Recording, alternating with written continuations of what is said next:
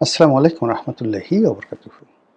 সম্মানিত দর্শক, ইরান এবং আমেরিকা ইসরায়েলের যুদ্ধ চূড়ান্ত পর্যায়ে। পৃথিবীতে যুদ্ধের ময়দানে এমন কিছু ঘটনা ঘটে, সেই ঘটনার ফলে একটা জাতির অস্তিত্ব বিলীন হয়ে যায়, একটি দেশের মানচিত্র চলে যায়, কোন একটি জনগোষ্ঠী পৃথিবীর বুক থেকে হারিয়ে যায়, সভ্যতা বিলীন হয়ে যায় এবং নতুন একটা সভ্যতা গড়ে ওঠে।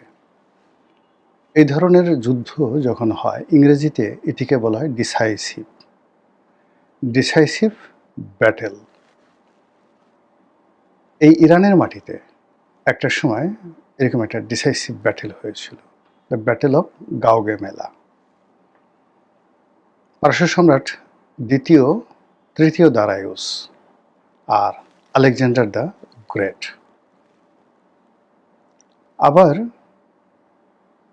তৃতীয়, চতুর্থ, প্রথম, দ্বিতীয় 4টা যুদ্ধ হয়েছিল, পিউনিকের যুদ্ধ, ডিসাইসিভ ব্যাটেল।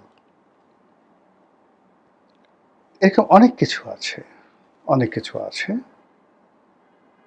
যেটা পৃথিবীর সকল কোর্স অফ অ্যাকশন পরিবর্তন করে দেয়।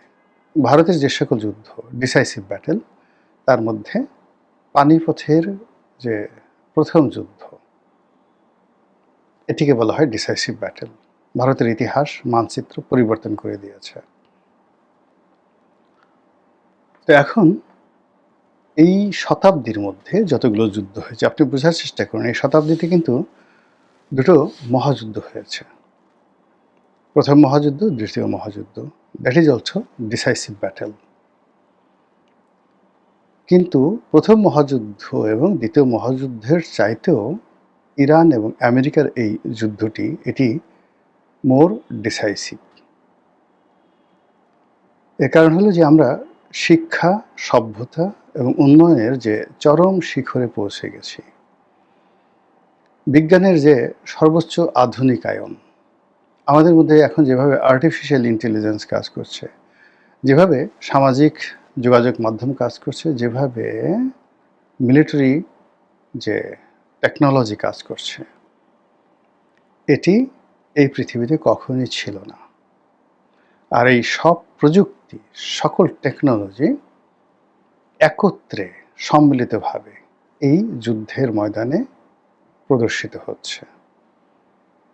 এক পক্ষ অপর পক্ষকে ধ্বংস করার জন্য সব কিছু ব্যবহার করছে। 2 নম্বর হলো যে আমাদের জীবনের এই মুহূর্তে যত উপকরণ রয়েছে, we have a huge safety measures. আমরা এখন বাংকার তৈরি করতে শিখেছি, আবার আমাদের পরমাণু বোমা আছে।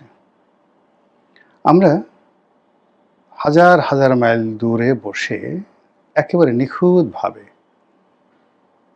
আমরা ক্ষেপণাস্ত্র ছুঁড়ে কোনো একটা বিল্ডিংয়ের 100 তলার কোনো একটা রুমের মধ্যে একটি বৈঠক চলছে শত্রুপক্ষে, সেই বৈঠকে গ্রেনেড ছুঁড়ে সেখানে নিখুঁতভাবে সবাইকে মেরে ফেলতে পারি। এই প্রযুক্তি পৃথিবীতে কোনো অবস্থাতে ছিল না, কখনো ছিল না, এবং ঠিক সেই প্রযুক্তির সর্বোচ্চ ব্যবহার এই যুদ্ধে হচ্ছে। দ্বিতীয়ত হলো যে এই যুদ্ধের দুটো পক্ষ, ইসরায়েল এবং আমেরিকা, তারা মনে করছে যে তারা সুপার সুপার সুপার পাওয়ার, এর চেয়ে তার বড় পাওয়ার হতে পারে না। তারপরে যেটা হলো, আর অন্যদিকে ইরান, তারা গোপনে নিজেদেরকে এতটা সুসজ্জিত করেছে, এতটা প্রস্তুত করেছে যে তারা রণাঙ্গনে তাদের যুদ্ধ নৈপুণ্য প্রদর্শন না করা পর্যন্ত পৃথিবী বুঝতে পারেনি, পৃথিবীবাসী বিশ্বাসই করতে পারেনি যে ইরানের পক্ষে যুদ্ধ করা সম্ভব। আমেরিকা হাজার হাজার কিলোমিটার দূরে থেকে এখনও দম্ভ দেখাচ্ছে। তারা মনে করছে যে ইরানের বহু শীর্ষ জেনারেলদেরকে মেরে ফেলা হয়েছে, ইরানের বহু ঘরবাড়ি, না হলেও 50,000 ঘরবাড়ি ভবন মাটির সঙ্গে মিশিয়ে দেওয়া হয়েছে, ইরানের কিচ্ছু নেই।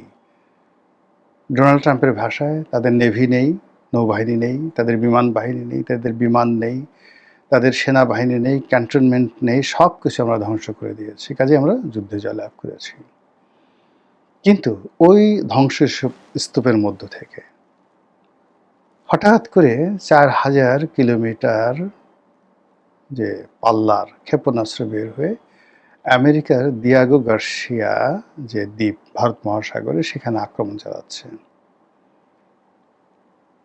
আমেরিকার যে বড় বড় রণতরী, যে রণতরীর কাছে কোনো ক্ষেপণাস্ত্র যেতে পারে না বলে আমেরিকা গত ৭০ বছর ধরে পৃথিবীকে ভয় দেখাচ্ছে যে আমাদের এই রণতরীর ধারের কাছে কোনো যুদ্ধবিমান আসতে পারবে না, কোনো মাইন আসতে পারবে না, টর্পেডো আসতে পারবে না, কিছু আসতে পারবে না, জ্বলে পুড়ে ছারখার হয়ে যাবে। আর এই রণতরী পারমাণু যুদ্ধের সেই বিমূর্ত প্রতীক।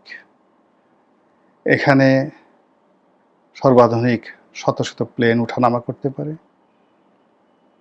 এখান থেকে গ্রেনেড ছোড়া যায়, এখান থেকে মাইন ছোড়া যায়, এখান থেকে ৮,০০০ সৈন্য যে কোনো স্থলভূমিতে নামিয়ে যুদ্ধ করা যায়।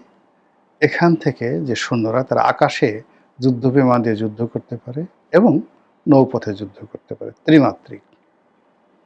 এইরকম বড় বড় যে যুদ্ধ জাহাজগুলো ইরানের এখানে উপকূলে পাঠানো হয়েছিল, ভূমধ্য সাগরে পাঠানো হয়েছিল, পার্সিয়ান গালফে পাঠানো হয়েছিল, হরমুজ প্রণালীর কাছাকাছি, একটাও ধারে কাছে ভিড়তে পারেনি।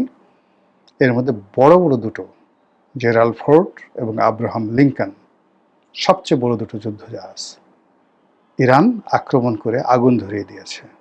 এই যুদ্ধ জাহাজ দুটো ওখান থেকে পালিয়ে এখন যে কোথায় আসছে এবং কত বছর লাগবে বা আদৌ এই যুদ্ধজাহাজ মেরামত করা সম্ভব হবে কিনা, এটা পরবর্তী ইতিহাস।